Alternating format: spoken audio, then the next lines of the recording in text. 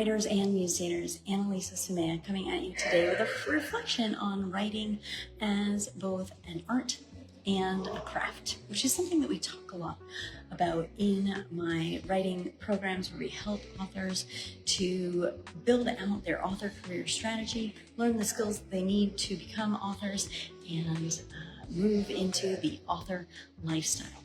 So I was talking about how visual artists for a long time have a tradition of studying the great artists who have come before them and studying form and line and function and color.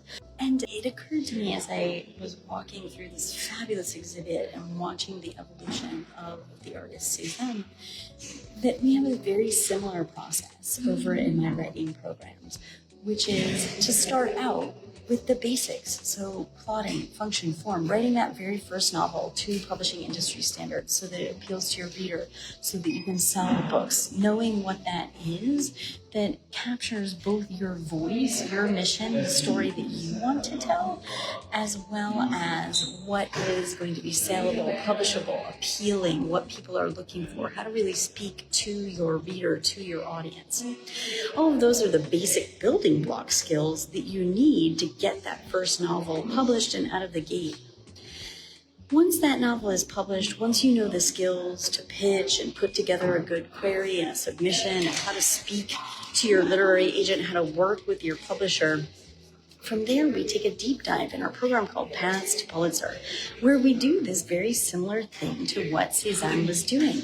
We really look at this form, this function. How is it that the great masters are putting together their work?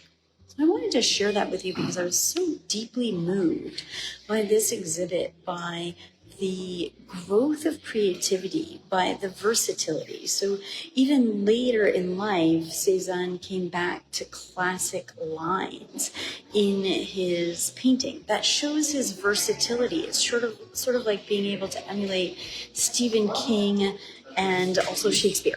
Right? So you've just got this great versatility to move back and forth between the popularity of Stephen King, but also the universal themes of Shakespeare, for example. Now, all of those things would contribute to your popularity, to your saleability, and be triangulated by you, your voice, your story, your experience, and what you have to share with the world.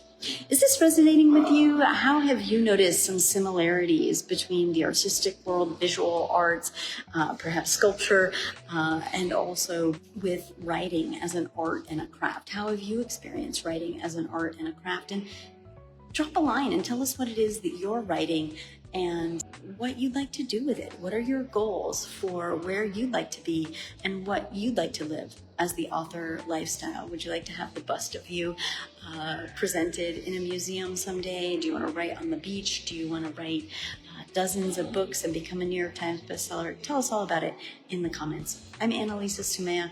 I help writers to create an author career strategy so they can live the author lifestyle. Until next time, happy writing.